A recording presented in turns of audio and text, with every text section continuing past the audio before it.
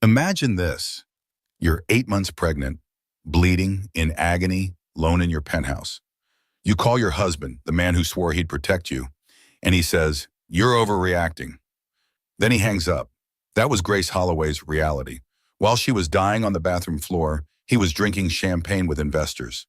But fate had other plans, because the man who saved her life was her husband's billionaire enemy. What happens when betrayal turns into rebirth? When the man who left becomes a ghost, and the man who hated her husband becomes the father her children deserved. This is a story of heartbreak, revenge, and redemption. And trust me, the ending will leave you breathless. If you love stories that make your heart race and your soul cheer, don't forget to like, comment, share, and subscribe, because this one, you won't want it to miss a second of it. The phone rang for the fourth time that evening. Grace Holloway stared at the screen, watching her husband's photo smile back at her. The wedding picture from Nantucket, 4 years ago, when Derek still answered her calls. She pressed the green button with shaking hands. "Derek, please. Something's wrong. The twins. I can't feel them moving. The pain, it's getting worse and I'm bleeding and I need you to come home right now." Her voice cracked on the last word. In the background, she could hear the sounds of his investor party, champagne glasses clinking, laughter, music, the buzz of successful people doing successful things. "Grace," Derek's voice carried that edge, the one that made her feel small. "I'm in the middle of the investor presentation. This is the Singapore deal. You know how important this is. Take an aspirin, call your doctor. I'll be home by 9. "Derek, I'm scared. Something's really wrong this time.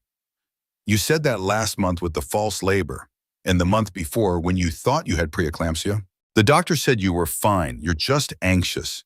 It's the pregnancy hormones making you paranoid." Grace looked down at her white maternity dress, the dark red stains spreading across the fabric like spilled wine. Too much blood, way too much. "This is different. Please, I'm begging you." A long sigh, the kind that said she was being difficult, dramatic, too much. "I'll try to leave early. Just breathe. You're overreacting." Again, the line went dead. Grace stood alone in their downtown Seattle penthouse, rain streaking down the floor-to-ceiling windows. 32 weeks pregnant with twins, bleeding, cramping, terrified, and completely alone. She checked her phone again. Lock screen, unlock, his photo smiling. Lock, unlock, lock. A habit she'd developed over the past few months, looking for signs of life from a man who lived in the same house but felt 1,000 miles away. The clock on the wall ticked, 7:43 in the evening. Derek had promised to be home by 6, then 7, then 8. Now 9. She'd stopped believing his promises somewhere around month 5 of her pregnancy. Another wave of pain hit, sharp, like knives twisting in her abdomen. Grace doubled over, gripping the marble kitchen counter. Her Harvard sweatshirt, Derek's old one that she'd stolen years ago, was soaked with sweat. The babies. She had to feel the babies move. Grace pressed her hands to her belly, waiting, praying, nothing. Just silence where there should have been kicks and rolls and the constant gymnastics of two tiny humans fighting for space. Her internal voice, the one she'd been ignoring for months, finally spoke up clearly. "Call 911. Stop waiting for him. He's not coming. He never comes. Call 911 right now." Grace grabbed her phone with trembling fingers. "911, what's your emergency?" "I'm pregnant, 32 weeks, twins. Something's wrong, the pain, I can't, there's so much blood." "Ma'am, what's your address?" Grace gave it, the penthouse address in the fancy building downtown, the one that always made people pause, impressed by the wealth, the success, the perfect life she was supposed to be living. Right now, none of it mattered. Not the marble countertops or the designer furniture or the view of Elliott Bay. "Are you bleeding?" Grace looked down again, the puddle at her feet, dark red on white marble. "Yes, oh God, yes." "Paramedics are on the way. Stay on the line with me. Is anyone with you?" "No, I'm alone." "Can you call someone? A family member, your husband?" Grace laughed. It came out broken, wrong, the sound of something cracking. "I've been calling my husband all day. He's too busy." The operator's voice softened. Just a little, no. Enough for Grace to know that the woman understood, that she'd heard this story before. Pregnant woman, absent husband, tale as old as time. Okay, honey, the ambulance is 3 minutes away. I need you to try to sit down. Can you do that for me? Grace tried. Her legs gave out halfway. She fell to her knees on the cold marble floor. The phone clattered away from her. She could hear the operator's voice, tiny and distant. Ma'am, are you there? I need you to answer me. Grace tried to respond. Her mouth wouldn't form words. The room was spinning, tilting, graying at the edges. Her hands found her belly, both palms pressed flat. Please be okay, please. One kick, weak, flutter soft, like a butterfly trapped behind glass. Then nothing, silence. The last thing Grace thought before the darkness pulled her under was that she'd made so many mistakes. She'd stayed too long, forgiven too much. Convinced herself that busy meant Derek still cared. But busy was just another word for choosing something else. Choosing someone else. Choosing anything but her. The siren sounds filtered through her consciousness, growing louder, closer. Help was coming. Too late to save her marriage. But maybe, just maybe, not too late to save her babies. The paramedics found Grace unconscious on the marble floor, a pool of blood spreading beneath her. Patient unresponsive, female, approximately 30 years old, 32 weeks pregnant with twins, visible hemorrhaging, possible placental abruption. Sarah Mitchell, the younger paramedic, knelt beside Grace while he and her partner Linda checked vitals. Sarah had seen a lot in her 5 years on the job: car accidents, heart attacks, overdoses. But pregnant women alone and bleeding, they'd always hit different. Blood pressure 80/50, heart rate 130. She's in shock. They move fast, IV line, oxygen mask, stabilizing her neck, getting her onto the gurney. Sarah noticed details: the expensive penthouse, the wedding photos on the wall, a handsome man in a suit, a beautiful bride in lace, both of them young and hopeful and in love. And now the bride was dying alone. In the ambulance, Grace's eyes fluttered open, confused, scared. My babies, she whispered. Are my babies okay? Sarah took her hand, squeezed. We're getting you to the hospital. You're going to be okay. What's your name? Grace. Grace Holloway. Okay, Grace, how far along are you? 32 weeks, twins, a boy and a girl. Are they alive? Please tell me they're alive. Sarah checked the fetal monitors. 2 heartbeats. Fast, but there. Fighting. They're hanging in there. You're all fighters. Is there someone we can call? Your husband? Family? Grace's face crumpled. My husband, Derek. Derek Holloway. His number's in my phone. Linda found the phone, dialed, put it on speaker.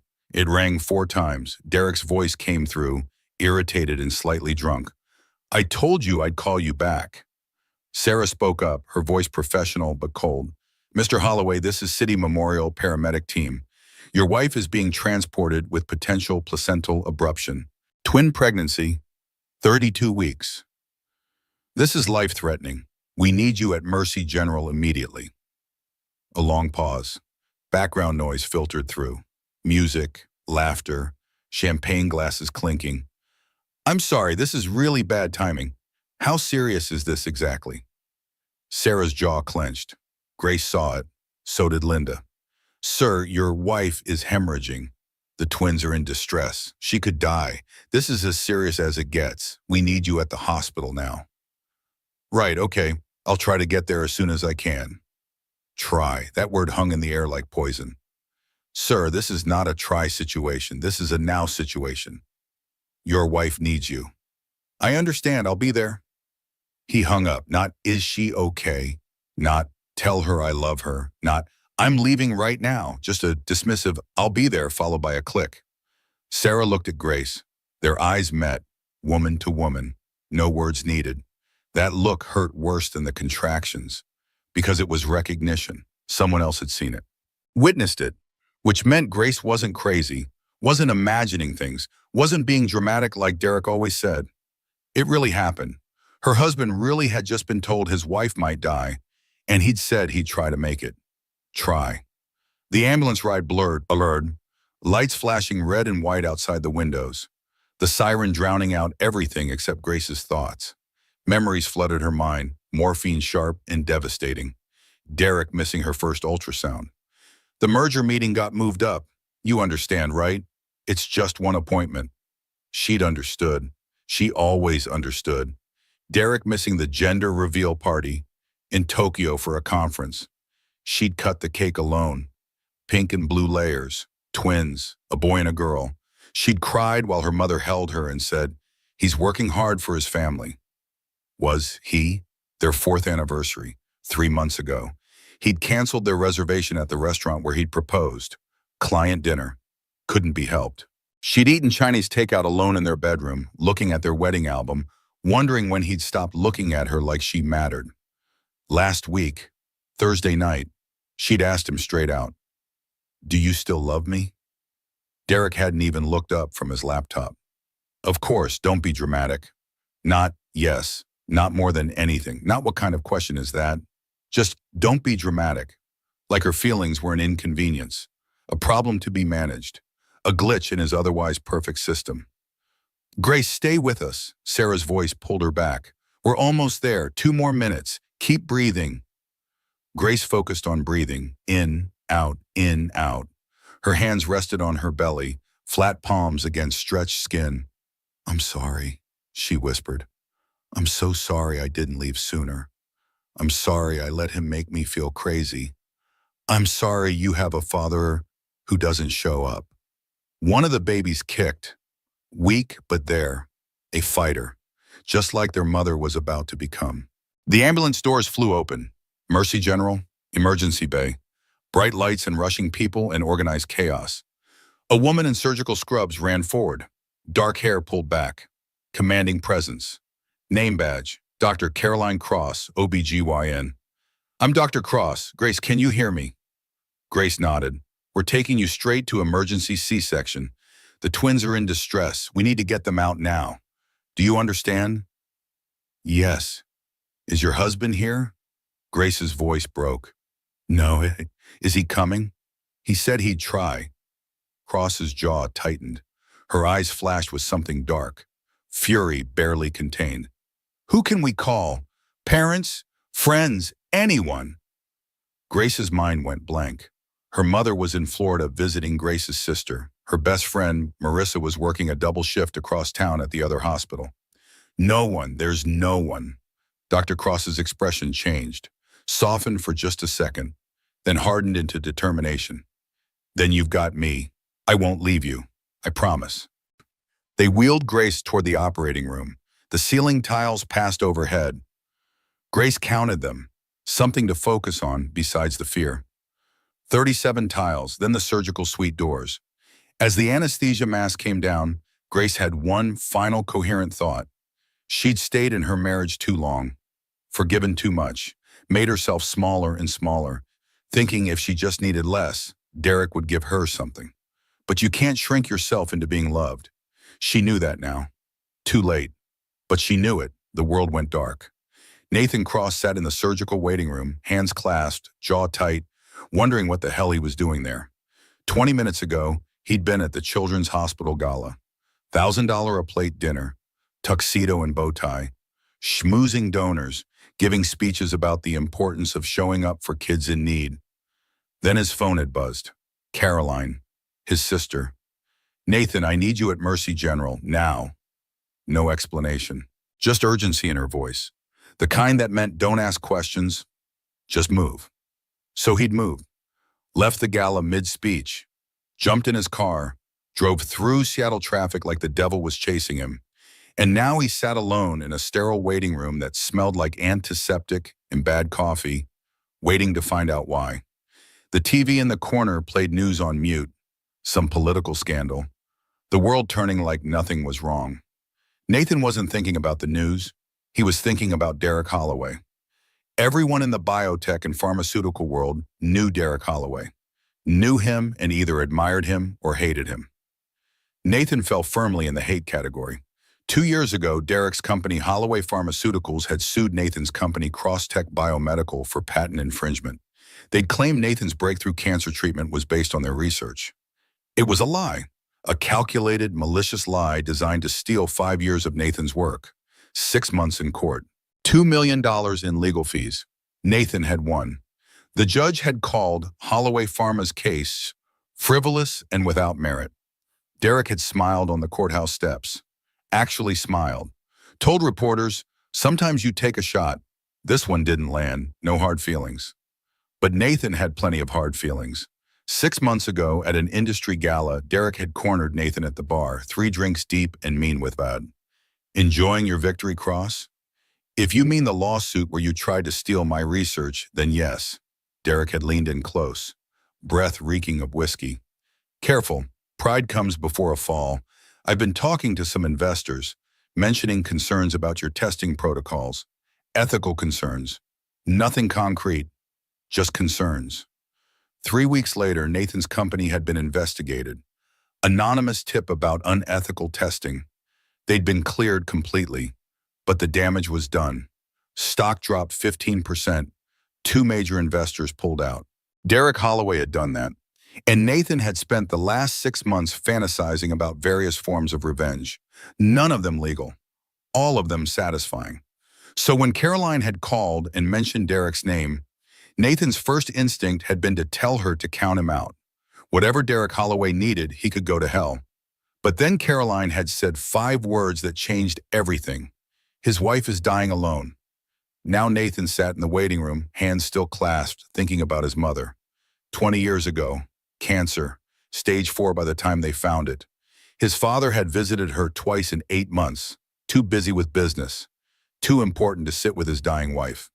She died alone in a Boston hospital room at 2 in the morning. The nurse had found her, called the family at 6. Nathan's father had been in Singapore, at a conference. He'd gotten home 18 hours later. Nathan had been 14, away at boarding school. He'd sworn that day that he'd never become his father. Never be too busy for the people who mattered. Never let someone die alone because he had better places to be. And yet here he was, 40 years old, working 80-hour weeks, no relationships lasting longer than 3 months, throwing money at problems instead of showing up. He'd become his father, after all. The doors swung open. Carolyn appeared, still in surgical scrubs, hair damp with sweat, blood on her sleeve, exhaustion carved into her face. Nathan stood. "Caro?" She saw him and her face softened. "You came." "Of course I came. How is she?" Carolyn pulled him into a quiet hallway, away from the other people waiting, away from prying ears. "The twins are alive, 32 weeks, small but strong, a boy and a girl, 3 pounds 12 ounces and 4 pounds 1 ounce. They're in the NICU." "And Grace?" Carolyn's expression darkened. "She lost a lot of blood, placental abruption, complete separation. Another 20 minutes and we would have lost all 3 of them." Something twisted in Nathan's chest. A woman he'd never met had almost died. Was maybe still dying. "But she's stable now?" "For now, transfusions, stitches. She'll need weeks to recover, but she's alive." "Where's Derek?" Caroline's eyes flashed pure rage. "Not here." "He never showed?" "Not yet. I had the nurses call him 3 times during surgery, straight to voicemail." Nathan's hands clenched into fists. "It's been over an hour." "I know. His wife almost died." "I know. His children were born." "I know, Nathan." Caroline ran a hand through her hair, made it stand up in stressed-out spikes. "I've been a doctor for 12 years. I've seen deadbeat dads, absent fathers, men who run when things get hard. But this," she called him 4 times, begging, bleeding, terrified. "And he chose a party. What kind of man does that?" "The kind that doesn't deserve her." Nathan pulled out his phone. He had Derek's personal cell, the number Derek had given him during the lawsuit. "Call me if you want to settle." Nathan had never called, until now. He dialed. The phone rang 3 times. Derek's voice came through cheerful and drunk. "Cross, little late for a business call, isn't it? Your wife almost died tonight." Pause, music and laughter in the background. Derek didn't move away from the noise. "What?" "Grace, your pregnant wife. She hemorrhaged. Emergency C-section." Your twins are in the NICU, she's in recovery, and you're at a party. Longer pause. The background noise continued. No urgency, no panic, just confusion. I'm sorry, how did you know about my wife? Because someone had to be here for her, since you couldn't be bothered. Now wait just a minute. She called you 4 times. Did you know that? 4 calls while she was bleeding on your bathroom floor. 4 voicemails begging you to come home. And you said you'd try to make it. Try. Like she was a dentist appointment you might squeeze in if traffic wasn't bad. I was in an important meeting. No, you're at a party. I can hear it. Champagne, music, laughter. Your wife was dying and you were drinking champagne with investors. Derek's voice hardened. You don't know what you're talking about, Cross. You're trying to interfere in my marriage. Room 847, Mercy General, in case you're interested in meeting your children. Nathan hung up. Caroline was watching him. Feel better? No. Nathan sat down hard in one of the plastic chairs. I feel worse, because now I know for sure. He's not just a bad businessman. He's a monster. What are you going to do? Nathan looked at his sister, really looked at her, saw the exhaustion, the anger, the fierce protectiveness. I'm going to sit with her, so she's not alone when she wakes up. Nathan, you don't have to. Yes, I do. Someone has to. And Derek clearly isn't going to. Caroline nodded slowly. Room 847, recovery. She should wake up in about 30 minutes. I'll be there. Thank you for coming, for caring, for being nothing like him. Nathan stood, straightened his bow tie. I'm glad you called me. He walked toward room 847, not knowing he was about to meet the woman who would change his entire life. Grace's eyes fluttered open to fluorescent lights and beeping machines. The ceiling, white tiles, medical equipment, the smell of antiseptic, hospital. Her hands moved automatically to her stomach, flat, empty. Panic hit like a freight train. No, no, no, no. Her voice came out raspy. Wrong. My babies. Where are my babies? A nurse appeared. Young, kind eyes. Name tag, Rachel Thompson. Mrs. Holloway, you're okay. You're in recovery. Your babies are fine. They're in the NICU, a boy and a girl. Small but strong. Grace started crying. Relief and terror and overwhelming love all mixed together. Can I see them? Soon. You need to stabilize first. You lost a lot of blood. Dr. Cross did an amazing job. You're going to be okay. How long was I out? About an hour. The surgery went well. Grace's next question came automatically. Muscle memory. 4 years of marriage programmed into her nervous system. Where's Derek? Rachel's expression shifted. Subtle, but Grace saw it. The nurse knew. Somehow she knew. I'll check on that for you, honey. She left. Grace lay in the hospital bed staring at the ceiling tiles, counting them. 37 tiles across, 23 tiles down, 851 tiles total, 37 minutes since she'd woken up. Still no Derek. Her mind, no longer clouded by morphine, began the terrible work of understanding. My body just did the most terrifying thing it will ever do. I went into surgery not knowing if I'd wake up, if my babies would survive, if this was the last day of my life, and he's not here. He's still not here. What does that mean? No, I know what it means. I've known for months. It means I'm alone. I've been alone. I was alone in our marriage long before I was alone in that ambulance. The late nights. Of course. The late nights when he had come home smelling like perfume that wasn't hers. She told herself it was from a client meeting. A colleague's hug. Something innocent. It wasn't innocent. The way he flinched when she touched him. Like her hands were foreign, unwelcome. The way he looked at his phone and smiled. Smiles she hadn't seen directed at her in years. There was someone else. Of course there was someone else. Who stayed with the boring pregnant wife when there was someone exciting waiting? Someone who didn't snore. Whose body wasn't swollen and stretched. Who didn't need anything from him except what he was already giving. His attention, his time, his affection, the things he used to give Grace, the things she'd begged for, the things he'd given someone else instead. A soft knock on the door. Grace's heart jumped. Finally. Derek? But it wasn't Derek. A man stood in the doorway, tall, dark hair, around 40, wearing a tuxedo with the bow tie loosened. He looked uncomfortable, out of place, but his eyes were kind. "Hi, I'm Nathan. Nathan Cross. Dr. Cross is my sister. Caroline, your surgeon." Grace stared at him, this complete stranger in her hospital room. "I'm sorry, what?" "I know this is strange. Stranger showing up uninvited. But Caroline called me, said you were alone, and I thought maybe you shouldn't be, not tonight." Grace's eyes filled with tears. She tried to stop them. Couldn't.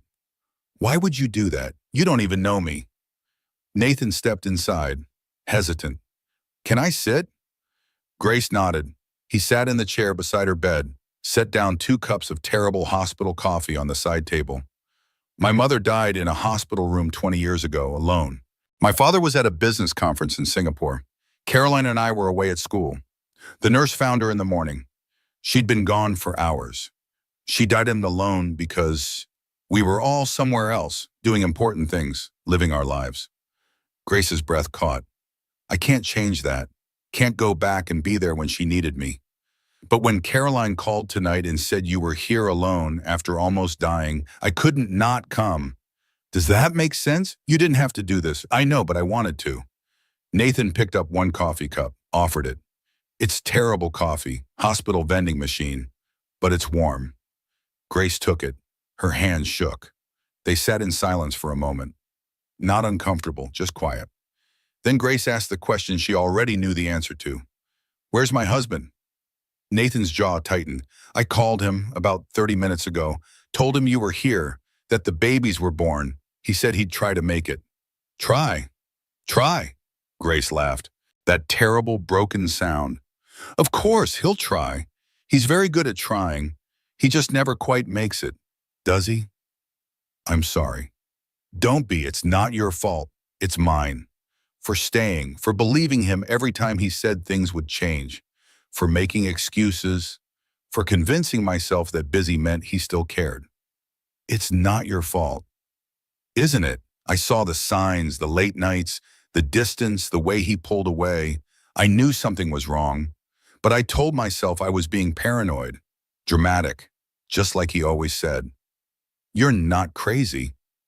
"How do you know?" "Because I heard him on the phone.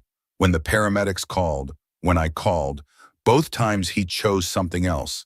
That's not you being dramatic. That's him being absent." Grace started crying, not delicate tears, ugly gasping sobs, the kind that came from somewhere deep, the kind she'd been holding in for months, maybe years. Nathan didn't offer empty platitudes. Didn't say, "I'm sure he's on his way," or "he loves you, he's just bad at showing it." He just scooted his chair closer, sat there, present. "I know this hurts. I'm sorry." 3 simple words, "I'm sorry." The first honest acknowledgement she'd heard all night. The first validation that what happened to her was wrong, that she had a right to be hurt. Grace cried harder. Nathan sat with her, patient, silent, just there. 10 minutes passed, 15, 20. Then the door banged open. Derek Holloway finally arrived. Derek burst through the door like a hurricane, still in his designer suit. Tom Ford, charcoal gray, hair perfect, every strand in place. Tie loosened just enough to look like he'd been concerned, rushed, worried. But Grace knew better. He smelled like champagne and expensive cologne. His cheeks were flushed. From alcohol, not from running through hospital corridors, desperate to reach his dying wife. His eyes scanned the room, landed on Grace, then on Nathan. His expression changed. Recognition, then fury. "What the hell are you doing in my wife's room?" Nathan stood slowly, deliberately, all 6 feet 2 inches of him unfolding from the chair. He didn't raise his voice, didn't need to. "I was here." 3 words, simple, devastating. Derek's face flushed red. "Get out, now." "Derek," Grace's voice was small, trying. Derek didn't look at her, eyes locked on Nathan. "Not you, him. I don't know what kind of game you're playing, Cross, but my wife just had surgery, And I won't have you manipulating her while she's vulnerable. I know she had surgery. Nathan's voice stayed calm. Too calm. I was here. He said it again. Slower. Each word a knife. You son of a... Derek lunged forward. Nathan didn't move. Didn't flinch. Grace's voice cut through. Stop! Both men froze. Derek, he's right. He was here. You weren't. Derek finally looked at his wife. Really looked at her for the first time since walking in. She was pale. Hive in her arm. Hospital gown. Hair matted with sweat. Exhausted. Beautiful. Vulnerable. His. Except she wasn't looking at him the way she used to. No hope in her eyes. No relief that he'd finally arrived. No forgiveness ready and waiting. Just nothing. Grace, you're emotional. You just had major surgery. The anesthesia, the medications, you're not thinking clear. I'm thinking very clearly. No, you're not. You don't understand what you're saying. This man is my business rival. He hates me. He's probably been filling your head with lies. I called you 4 times. Her voice was steady now, stronger. Derek blinked, shifted gears. I was in an investor meeting. You know how important the Singapore deal is. This could make or break the company. I was securing our future. I was bleeding. I thought I was losing our babies. You're always thinking something's wrong. Derek's voice took on that tone. The patient but annoyed one. The one that made Grace feel crazy. Last month it was Braxton Hicks. The month before you thought you had preeclampsia. The doctor said you were fine. You're paranoid, Grace. It's the pregnancy hormones making you... I almost died tonight. Don't be dramatic. I almost died. Silence. The machines beeped. Steady. Keeping time. Keeping her alive. And you weren't here. You chose investors over me. Over our children. That's not fair. You're twisting this. I was working, providing for our family. When was the last time you chose me, Derek? Derek opened his mouth, closed it, opened it again. That's not a fair question. When was the last time you touched me without me initiating? When was the last time you asked about my day, about how I'm feeling, about the babies? When was the last time you looked at me the way you look at your phone when it buzzes? Grace, I work 14-hour days to give us this life. The penthouse, your car, the private schools our kids will go to. Everything you have is because I work hard. I don't care about the penthouse. Derek stopped, blinked. What?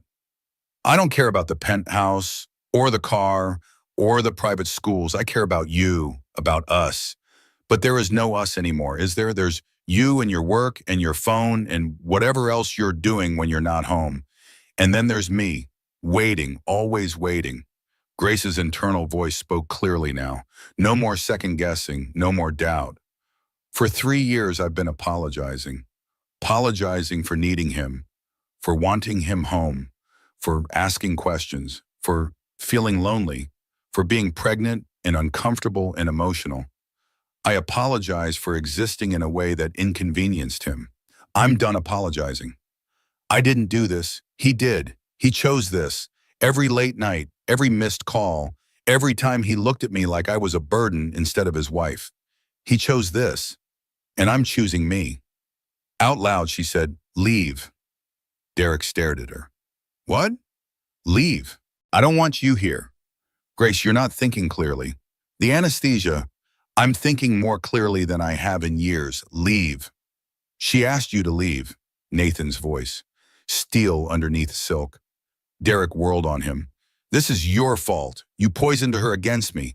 Came in here with your bleeding heart story and turned her against her own husband.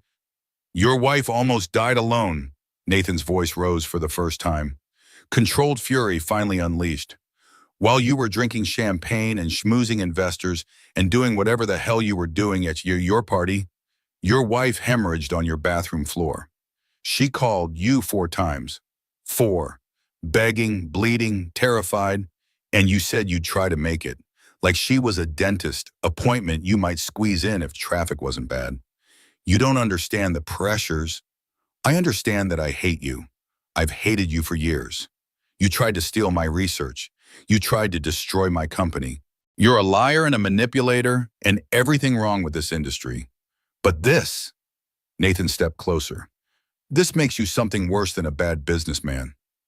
This makes you a coward who abandoned his wife when she needed him most. Derek's hands clenched.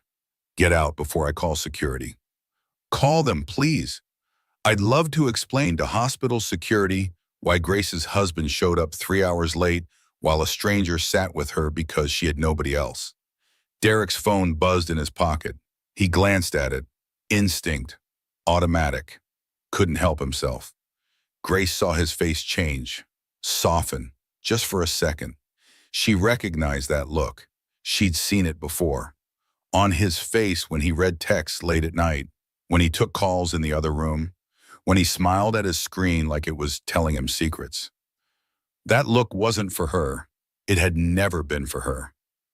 Who is she? Derek froze, phone still in his hand. What? I said, who is she? The woman you're texting? The woman who makes you smile like that? The woman you'd rather be with right now? Who is she? Derek's face drained of color, and Grace knew. She'd always known, but now she had proof. Derek stood frozen, phone in hand, face pale as death. Grace, it's not what you think. Don't. Her voice was steel now, cold, hard, final. Don't you dare lie to me right now, not here.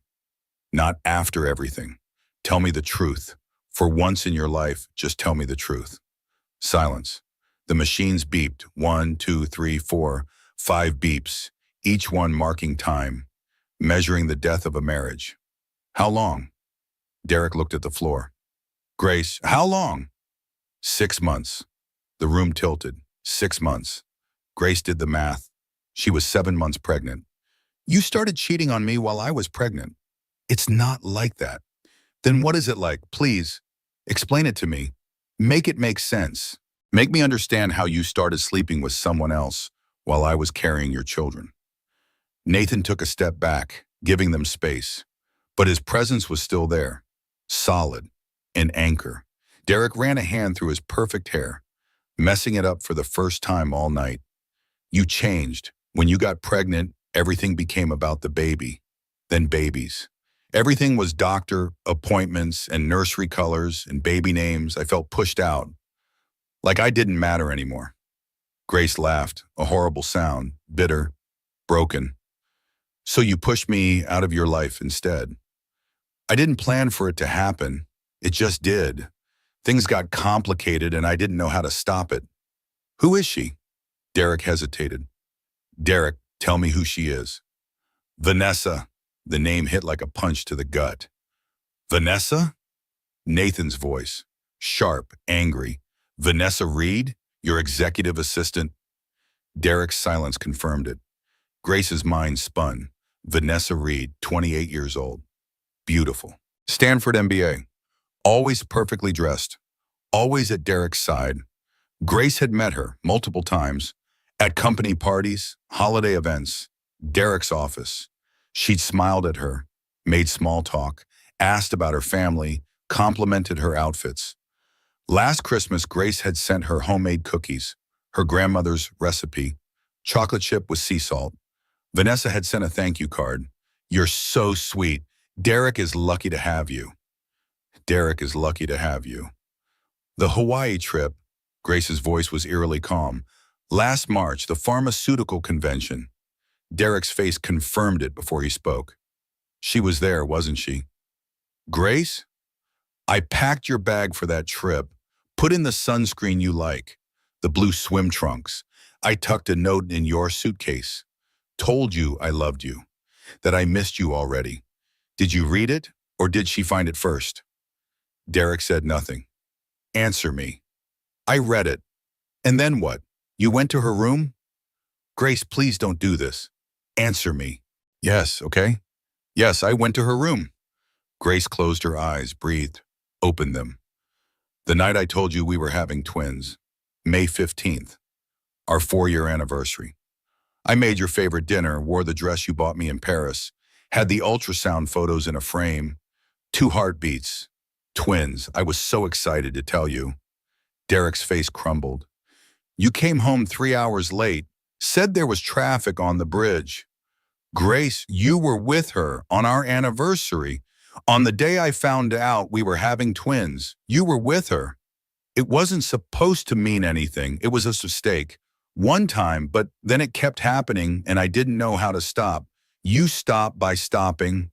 You stopped by not going to her, by not texting her, by not choosing her over your pregnant wife every single day for 6 months. Do you love her? Derek didn't answer. Derek, do you love her? I don't know. Do you love me? Of course. Don't. Grace's voice broke. Don't say it if you don't mean it. Do you still love me? Me, the woman you married, the mother of your children. Do you love me? Derek looked at her, really looked at her, and said nothing. His silence was the answer. Get out. Grace, we can fix this. Marriage counseling, I'll end it with Vanessa. I'll cut all contact. We have children together now. We have to try. She asked you to leave. Nathan's voice was dangerous now. Multiple times. So leave, before I personally escort you out. Stay out of this, Cross. This is between me and my wife. Your wife who you cheated on. Your wife who you abandoned. Your wife who almost died tonight because you were too busy screwing your assistant to answer your phone. Derek lunged at Nathan. Nathan sidestepped easily. Practiced. Like he'd expected, I bit it. Derek stumbled, caught himself on the wall. I could have you arrested for assault, Nathan said calmly. Security cameras everywhere in hospitals. Very well documented. Derek straightened his jacket, tried to regain his composure. This isn't over. Yes, it is. Grace's voice was quiet, final. You ended it 6 months ago when you chose her. You ended it today when you ignored my calls. You ended it when you showed up here 3 hours late smelling like champagne. It's over, Derek. Accept it. You're going to regret this. The only thing I regret is not leaving sooner. Derek looked between Grace and Nathan one last time, calculating, weighing his options. He knew when he was beaten. My lawyers will be in touch. He left. The door closed behind him. The room fell silent except for the machines, beeping steadily, keeping Grace alive. Grace stared at the door for a long moment. Then she started shaking. Not crying, shaking, her whole body, like all the adrenaline was finally leaving, all the fear, all the strength it took to say those things. Gone. She was empty. Nathan sat back down, said nothing, just sat. Grace shook for 5 full minutes. Finally it stopped. She looked at Nathan, this stranger who'd seen her at her absolute worst. Thank you. You don't have to thank me. Yes, I do. You stayed. You didn't have to, but you stayed. I knew. Grace's voice was quiet. Deep down, I knew something was wrong.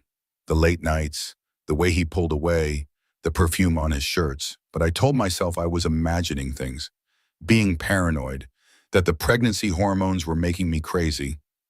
You're not crazy. I should have confronted him sooner, months ago instead of... No, Nathan's voice was firm. Don't do that. Don't do what? Don't make his choices your fault. He cheated, he lied, he gaslit you, made you doubt yourself. That's on him, not you. But I saw the signs, and he lied about them, made you feel guilty for even asking. Right? Grace nodded, tears sliding down her face. That's what narcissistic abuse looks like. They make you doubt your own reality, make you think you're the problem, too needy, too emotional, too suspicious. But you weren't any of those things. You were right. Your instincts were right. He was just a good liar. Grace looked out the window. Dawn was breaking, pink and orange spreading across the city skyline. She'd been awake for 24 hours, given birth to twins, nearly died, discovered her husband's affair, ended her marriage, and the sun rose anyway. There was something beautiful about that, something hopeful. The world didn't stop for heartbreak. It kept going, which meant she could keep going too. Mrs. Holloway? Nurse Rachel appeared in the doorway. Are you feeling strong enough to meet your babies? Everything else fell away. The heartbreak, the anger, the exhaustion. None of it mattered. Yes, please, yes. They wheeled Grace to the NICU in a wheelchair. Nathan walked beside her. She'd asked him to come, needed someone there. And Derek clearly wasn't going to show. The NICU was quiet. Dim lights. Warm. The sound of tiny heartbeat monitors beeping softly. Nurses moved on quiet feet.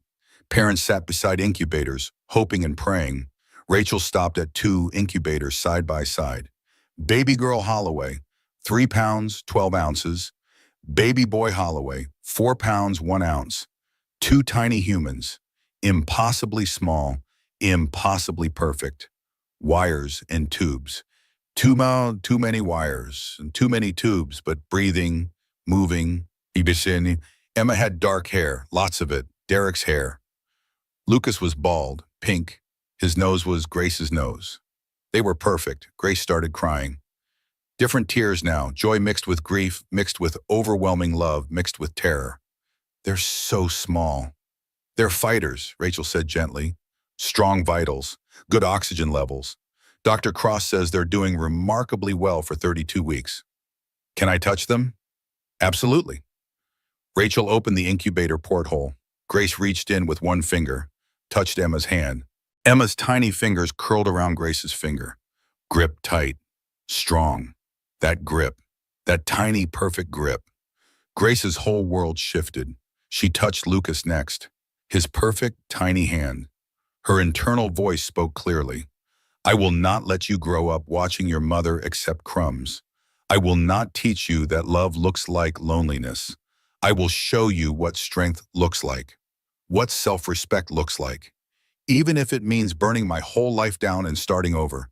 Even if it means being a single mother. Even if it's hard. Even if I'm terrified. I will do this. For you. And for me. Out loud she whispered, Hi babies. I'm your mom. And I love you.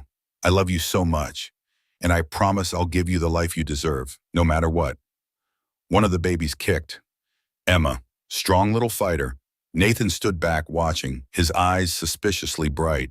Grace looked up at him. Thank you for being here. Nowhere else I'd rather be. 4 days passed. Grace recovered in the hospital. The twins stayed in NICU. Derek visited once. Stayed 10 minutes. Took photos for social media. Left. Nathan visited every day. Brought food, coffee. Books Grace didn't have energy to read. Just showed up. On the 4th day, Dr. Caroline Cross came in with discharge papers. You're healing well. Blood count is back up. No infection. You can go home today. When can the twins come home? Probably 2 weeks. They're gaining weight, getting stronger every day. Can I stay here with them? Carolyn hesitated. There's a family room, but it's shared, not private. Grace, you need real rest. In a real bed. Grace went quiet. Home, the penthouse, where Derek was, where everything reminded her of the lie she'd been living. She hadn't talked to Derek since that first night. He'd called, texted, sent flowers. She'd ignored everything. Where are you going to go? Carolyn asked gently. A knock on the door. Nathan entered, carrying lunch from the good sandwich place downtown. He stopped, saw Grace's face. What's wrong? She's being discharged, Carolyn explained, but she doesn't want to go back to the penthouse. Don't, Nathan said immediately. What? Don't go back there, not yet. I don't have anywhere else. Yes, you do. Nathan set down the lunch. I have a guest house on my property in Marin County, 3 bedrooms, fully furnished. It's been empty for 6 months. You can stay there. Nathan, I can't. Why not? Because you barely know me. You don't owe me anything. And people will talk. Let them talk. You need somewhere safe to recover, somewhere Derek can't show up whenever he wants. The guest house is completely separate from my main house, 200 yards away. Total privacy. This is too much. I have an empty guest house. You need somewhere to live. It's just logistics. Caroline jumped in. Grace, take the offer. You need calm, stress-free. Marin is perfect for recovery. I don't want to be a burden. You're not a burden, Nathan said firmly. Let me help, please. Grace looked at him, really looked. Why are you doing this? Nathan sat down, took a breath. I told you about my mother, how she died alone. What I didn't tell you is that my father had affairs, multiple affairs, my whole childhood. My mother knew. We all knew, but he'd deny it. Make her feel crazy for asking. Just like Derek does to you. Grace's breath caught.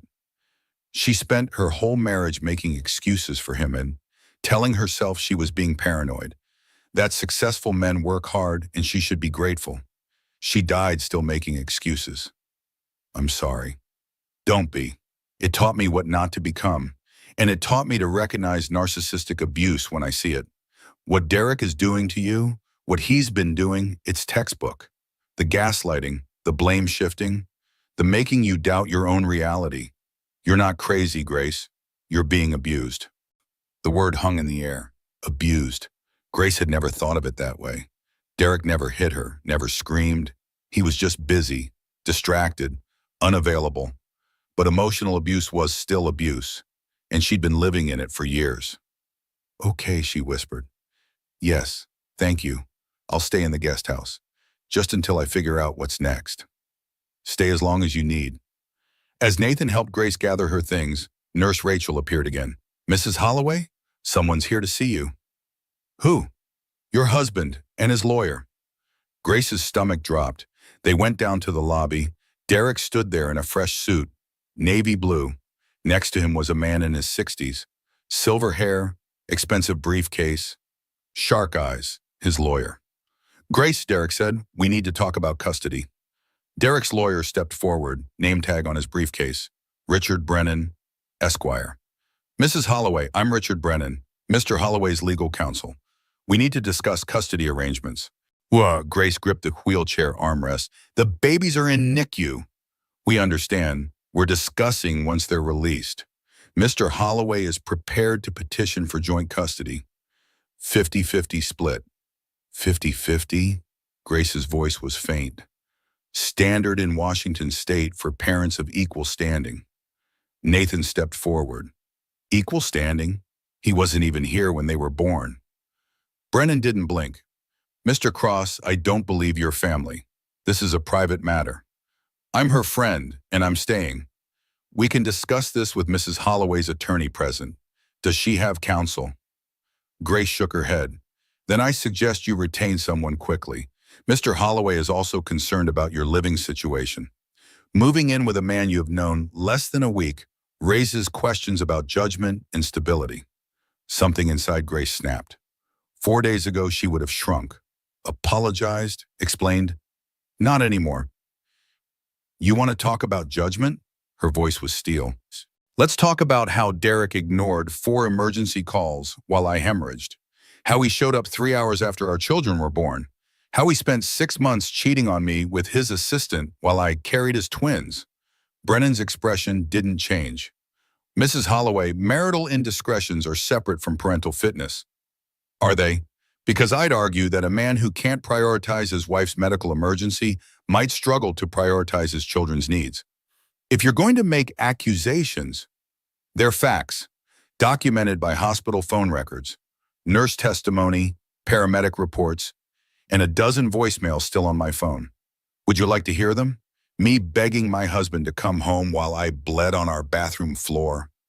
Derek spoke for the first time. Grace, you're being unreasonable. No, I'm being a mother, and I'm done letting you make me feel crazy for expecting basic human decency. Nathan pulled out his phone. Mr. Brennan, I suggest your client backs off. Are you threatening us? I'm making a promise. If Derek pushes this custody battle, I will personally fund Grace's legal team, the best divorce attorneys in Seattle, the kind that cost $2,000 an hour. Mr. Cross, your wealth doesn't intimidate. It should, because if we go to court, every reporter in this city will know that pharmaceutical CEO Derek Holloway abandoned his pregnant wife during a medical emergency, that he ignored emergency calls to drink champagne with investors, that he cheated on his wife while she carried his children, that his mistress is his 28-year-old employee. Derek's face paled. How do you think your board will react to that headline? Your investors? The Singapore deal is still pending, right? Think they want to partner with a man whose personal life is a public disaster? Brennan adjusted his briefcase. Public smear campaigns can go both ways. Can they? I have documentation. Hospital records, phone logs, witness testimony from paramedics, nurses, and doctors. What do you have? Speculation about where Grace is living? Nathan continued. Here's what's going to happen. Grace will hire an attorney, a good one. You'll negotiate a fair custody arrangement. Grace gets primary custody. Derek gets supervised visitation until the twins are old enough for extended time away from their mother. Supervised visitation is for unfit parents. Exactly. Derek lunged forward. I am not an unfit parent. You weren't there when they were born. You visited them twice in 4 days. You're here with a lawyer instead of upstairs meeting more children. What exactly makes you fit?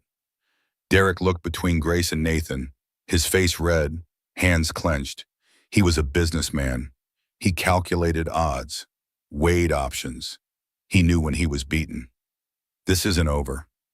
Yes, it is, Grace said quietly. You ended it 6 months ago when you chose her. You ended it today when you showed up with a lawyer instead of flowers. It's over, Derek. Accept it. You're going to regret this. The only thing I regret is not leaving sooner. Derek and Brennan left. Grace sat in the wheelchair shaking, but differently this time. Not fear, adrenaline, power. Did I really just do that? You did, Nathan said, and you were incredible. Carolyn appeared from around the corner. I was listening. Grace Holloway, you're my new hero. Grace laughed, then cried, then laughed again. I have no idea what I'm doing. None of us do, Carolyn said, but you're doing it anyway. That's what matters. They drove to Marin County, Nathan's Tesla, smooth, quiet. Grace watched Seattle disappear in the rearview mirror. I've never stood up to him like that. How does it feel? Terrifying and good. Really, really good. The property was beautiful, modern architecture, floor-to-ceiling windows overlooking San Francisco Bay, trees everywhere. The air smelled clean. The guest house sat separate from the main house. Private driveway, complete privacy. Inside was peaceful. Open concept, white walls, wood floors, comfortable furniture. 3 bedrooms, 1 master, 2 smaller rooms. 1 room had been converted to a nursery. 2 cribs, changing table, rocking chair, soft gray curtains. Nathan, when did you do this? Carolyn helped. She knows what babies need. On the kitchen counter sat the welcome basket, groceries, coffee, prenatal vitamins, a soft blanket, a note in feminine handwriting. Welcome home. You're going to be an amazing mother. Call anytime, day or night. Carolyn Shaw. P.S. Nathan is speed dial 2. I'm speed dial 1. Use us. Grace picked up the note, read it again, started crying. Why are you both being so nice to me? Nathan set down her bag. Because you deserve nice. You deserve people who show up, who follow through, who don't make you beg for basic human decency. 2 weeks later, the twins came home. Emma and Lucas, 5 pounds each, healthy, strong, perfect. Grace brought them to the guest house, her temporary home that was starting to feel permanent. She stood in the nursery holding both babies, one in each arm. This was what she'd been fighting for. Not a marriage to a man who didn't want to be there. But this, her babies, herself, a chance to build something real. Nathan helped, not intrusively, just there. He brought groceries, held Emma while Grace fed Lucas, did midnight diaper runs without being asked. He treated Grace like she was capable, strong, not broken, not someone who needed saving, just someone who needed support. 3 a.m. one night, Grace was feeding Lucas. Nathan knocked softly. Can't sleep? Sleep is a myth, Grace said. Smiled, tired but real. Want company? Always. Nathan sat in the second rocking chair, the one meant for Derek that Derek would never use. They sat in comfortable silence. Lucas grunted softly. Emma sighed in her crib. Why are you doing all this? Grace asked. I told you, my mother. There's more to it than that. Nathan was quiet for a long moment. When Caroline called me that night, I was at a gala, giving speeches about showing up for children in need. Then she said a woman was dying alone because her husband was too busy, and I realized I was becoming my father. Too busy for what matters. Building empires instead of relationships. You're nothing like your father, aren't I? I work 80-hour weeks, no relationship lasting more than 3 months in 5 years. I throw money at problems instead of actually showing up. Until you. Until me? Helping you isn't just about you. It's about being the person I needed back then, the person my mother needed, and figuring out who I want to be. Not the billionaire, not the CEO, just me. Grace reached over, took his hand. Thank you for seeing me, for being here, for not making me feel weak. You're the strongest person I've met, Grace. 6 months passed. The King County Courthouse stood gray and imposing against the November sky. Grace stood on the steps, hands shaking slightly, about to walk into her final divorce hearing. 6 months since that terrible night. 6 months of healing, growing, becoming someone new. Jennifer Morrison, her divorce attorney, touched her arm. You ready? Grace nodded. She was ready. Inside, Derek sat with Vanessa. They'd come together, holding hands. They looked miserable. Turned out mistresses didn't enjoy the reality of being wives, the mundane, the ordinary, the work of actual relationship. Vanessa looked tired, resentful, like she'd gotten a raw deal. Derek looked older, grayer, lines around his eyes that hadn't been there before. Grace felt nothing looking at them, not anger, not satisfaction, not even pity, just relief that she wasn't in Vanessa's shoes. Jennifer presented the settlement. Full physical custody of minor children, Emma Grace Holloway and Lucas James Holloway to Grace Holloway. Mr. Holloway receives supervised visitation every other Saturday for 4 hours. Supervision to be lifted once children reach age 3, pending regular visits and demonstrated consistent engagement. Child support, $5,000 monthly per child, $10,000 total. Marital assets, the penthouse has been sold. Proceeds split 60-40 in Mrs. Holloway's favor due to Mr. Holloway's marital misconduct and abandonment during medical emergency. Derek's lawyer tried to object. Your Honor, the 60-40 split is excessive. Judge Patricia Henderson, a woman in her 60s with sharp eyes, cut him off. Mr. Brennan, your client committed adultery during his wife's high-risk pregnancy and failed to respond to multiple emergency calls, resulting in his wife nearly dying alone. The 60-40 split is generous. I suggest you accept it before I adjust it to 70-30. The judge continued. Mr. Holloway, I strongly suggest you use your supervised visitation time to build a relationship with your children. They deserve a father who shows up. Be that father. The gavel came down. Divorce granted. Custody awarded to Mrs. Holloway as outlined. Court adjourned. It was over. Grace walked out of the courthouse into cold November air. Nathan was waiting by his car. He'd come to the hearing, sat in the back. Moral support. How do you feel? Light. I feel light. Like I've been carrying something heavy for years and finally put it down. Good. That's good. They stood there on the courthouse steps, Grace in her navy dress, Nathan in his suit. What's next? Nathan asked. Grace smiled. I'm going back to school. Child psychology. Online program. I want to help other women. Women like me.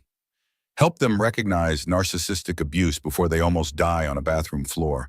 That's amazing, Grace.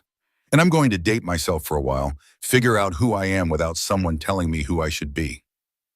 Smart. Grace paused, looked at Nathan directly. But after that, after I figure out who I am, maybe we could get coffee, actual coffee, not hospital vending machine coffee. Nathan's face broke into a smile. I'd like that. Not a date, not yet. Not yet, Nathan agreed, but maybe someday. Maybe someday. Grace turned to leave, then stopped, turned back. Nathan, I need to say something, and I need to say it now before I lose my nerve. Nathan's expression became serious. Okay. 6 months ago, you were there, every day, every 3 a.m. feeding, every panic attack, every moment. You didn't have to be. You're not obligated, but you were there. Grace, let me finish. Emma and Lucas don't know Derek. They were 3 months old when he stopped visiting. They don't remember him, but they know you. Lucas smiles when he hears your voice. Emma sleeps best on your shoulder. When they cry, they want you. Nathan's eyes were bright. You change diapers at 3 a.m. You sing them to sleep. You read to them every night. You're there. And I want you to know that if you're ready, I'd like you to become their father, officially, legally, not just in their hearts, but on paper. Emma and Lucas Cross, or Cross Holloway, whatever you want. Silence. Nathan stood perfectly still, looking at Grace, eyes red. You're asking me if I want to adopt them? I'm asking if you want to be their dad, officially, legally, not just Uncle Nathan, but daddy, their father. Nathan took a step forward, then another. He was close now. Grace Holloway, these last 6 months have been the best 6 months of my 40 years. Nathan, every morning waking up knowing I'd see you, see Emma, see Lucas, that's been a gift I didn't think I deserved. But I'm grateful every single day. I love them. Emma and Lucas. I love how Lucas grabs my finger, how Emma falls asleep on my shoulder. I love their 3 a.m. cries. I love the smell of their heads. I love everything. Grace's breath caught. And I love you. I've loved you since that night in the hospital when you were stronger than anyone I had ever met. I love you more every day. How you fight, how you love your children, how you rebuilt your life, how you never gave up. So yes, 1,000 times yes, I want to be their father. I want to sign the papers. I want to change their names. I want every parent-teacher conference, every vaccine appointment, every birthday, every Christmas, all of it. Grace was crying, happy tears.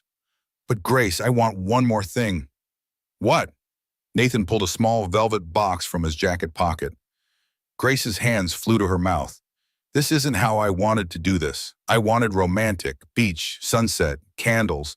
But Grace, I've waited 6 months to tell you this, and I can't wait another minute. Nathan dropped to one knee, right there, on the courthouse steps. Grace Holloway, you make me want to be better, a better man, a better father, a better partner. I can't promise perfect. I can't promise I won't make mistakes. But I promise I'll always be there. I'll always answer the phone. I'll always put you and the children first. Always. Grace, will you marry me? Grace looked at Nathan, the man who'd saved her, the man who'd stayed, the man who'd loved her children as his own. Yes, 1,000 times yes. Nathan stood, slipped the ring on her finger, kissed her, right there on the courthouse steps. People walking by stopped, smiled. A few applauded. Grace laughed through her tears. I can't believe this is happening. Believe it. It's real. All of it. 18 months later, Saturday morning in Sausalito, Grace and Nathan's home. Not the guest house anymore. Their home. Together. The kitchen was bright, sunny, warm, filled with the chaos of morning. Emma and Lucas, now 2 years old, sat in their high chairs, matching pajamas. Pancakes everywhere. Sticky fingers. Pure joy. Nathan stood at the stove, making more pancakes, wearing an apron that said, World's okayest dad. Grace made coffee, her 7-month pregnant belly bumping the counter. Baby number 3 on the way. Daddy, more juice. Emma held up her cup. Nathan grinned. Say please, Emmy bug. Please. That's my girl. He poured juice, kissed her head. Lucas banged his spoon. Dada, up. After breakfast, buddy, eat your pancakes. Grace watched them, her heart so full it might burst. This was family, not perfect, messy, chaotic, beautiful. Nathan caught her staring. What? Nothing, just happy. Me too. He walked over, put his hand on her belly. How's baby Cross doing? Active, very active. I think this one's a soccer player. Just like Lucas. Well, Emma suddenly announced, Mama, Daddy, Wook. She held up a drawing, crayon, stick figures. Mama, Daddy, Emmy, Luke, and a tiny baby. That's beautiful, sweetheart. That's our family. That's right, baby. That's our family. Nathan's voice went quiet. Grace? Yeah? Thank you. For what? For letting me be their dad, for letting me be your husband, for this. All of it. Grace took his hand. Thank you for showing up. That first night, and every night since. I'll always show up, always. Lucas shouted, Dada, pancake, now! Nathan laughed. Duty calls. The doorbell rang. Grace opened it. A delivery man. Delivery for Nathan Cross? That's us. He handed her an envelope. Official looking. Grace opened it, read. Tears sprang to her eyes. Nathan! Nathan, come here! Nathan appeared, Lucas on his hip, pancake batter on his shirt. What's wrong? Grace held up the paper, shaking, happy shaking. It's official. The adoption went through. You're their legal father, Emma and Lucas Cross. It's done. Nathan set Lucas down carefully, took the paper. Certificate of adoption. Emma Grace Cross, Lucas James Cross, legal father Nathan William Cross. Date November 1st, 2027. Nathan's eyes filled with tears. I'm their dad. You've always been their dad. Now it's official. Emma toddled over. Daddy, cry. Nathan scooped her up. Then Lucas, both kids in his arms. Happy tears, Emmy Bug. These are happy tears. Happy tears, Emma repeated, delighted. Lucas patted Nathan's face. Dada, my Dada. That's right, buddy. I'm your Dada. Forever. Grace put her hand on Nathan's shoulder. They stood there, together, family. The camera would pull back slowly if this were a movie. Kitchen full of morning light, pancakes on the stove, crayon drawings on the fridge, adoption certificate on the counter. A family. Imperfect, real, beautiful. On the wall hung a professional photo. Grace, Nathan, Emma, and Lucas. Everyone smiling. Below it, a small plaque. Family isn't always blood. It's the people who show up, who stay, who love you at your worst and celebrate you at your best. This is our family, built on love, built on choice, built to last. Grace's internal voice spoke one last time. 1.5 years ago, I almost died alone. Today, I'm surrounded by more love than I ever dreamed possible. Derek gave me Emma and Lucas. I'll always be grateful for that. But Nathan gave them a father, and he gave me a partner, a real partner. Not someone who shows up when convenient, but someone who shows up, period. This is my happily ever after, not because it's perfect, but because it's real. And it's mine, ours. Emma tugged on Grace's shirt. Mama, I hungry, Grace laughed. More pancakes coming right up. Nathan served pancakes. Emma showed her drawing to everyone again. Lucas demanded more juice, normal chaos. Beautiful chaos. This was what Grace had fought for. Not financial independence from a millionaire ex-husband, though that helped. Not the divorce settlement that gave her freedom, though that mattered. Not even escaping narcissistic abuse, though that saved her life. No, she'd fought for this, for mornings full of laughter, for children who knew they were loved, for a partner who showed up, for a family built on choice and commitment and real love. Not the love that looks good on paper, the love that looks good in the messy, beautiful, imperfect reality of everyday life. Grace had almost died alone on a bathroom floor, but she hadn't died. She'd survived. And in surviving, she'd found something she'd lost somewhere along the way. Herself. Derek had taken 4 years of her life, but she wasn't giving him one more second. This was her beginning. Hers and her children's. Hers and Nathan's.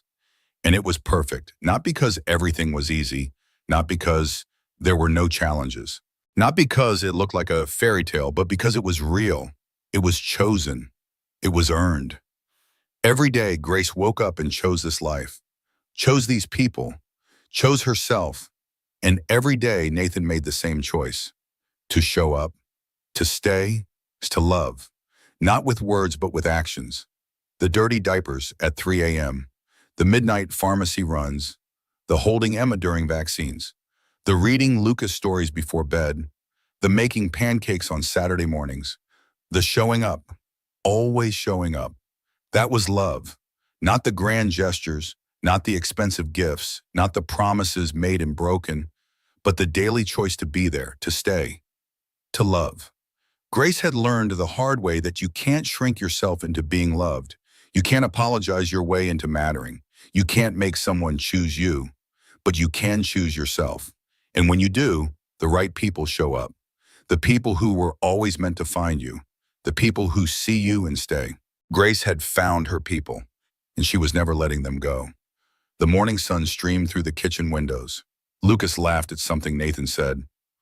Emma showed her drawing to Grace for the 10th time. Grace's hand rested on her pregnant belly. Baby number 3, a girl. They were naming her Caroline, after the doctor who'd saved Grace's life and brought Nathan into it. Everything had come full circle, from death to life, from loneliness to family, from crumbs to abundance, from narcissistic abuse to healthy love, from losing herself to finding herself. This was Grace's story, not a victim's story, a survivor's story, a warrior's story, a woman who almost died and decided to live instead. Really live, not just exist, not just survive, but thrive. And she was thriving, with her children, with her husband, with her life, a life she'd built from the ashes of the old one, a life that was messy and imperfect and absolutely beautiful, a life that was hers. And no one, not Derek, not anyone, could ever take that away from her. Grace Holloway had saved herself, and in doing so, she'd built a family, a real family, the kind that shows up, the kind that stays, the kind that loves without conditions. And that made all the difference.